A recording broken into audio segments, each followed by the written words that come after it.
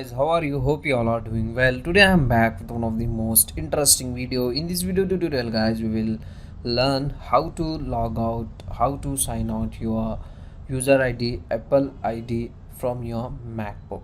Okay, so for this guys, you can follow this easy and simple method.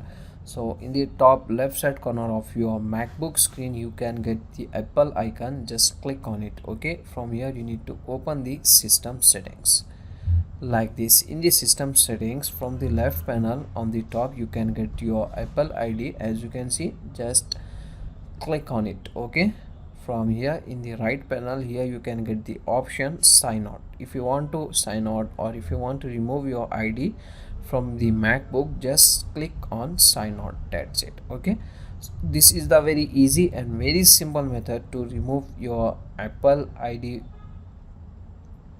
from the MacBook. Okay, so that's it for today guys. Hope you enjoy this video. If you enjoy, please guys like, share and subscribe to our channel. Thank you very much.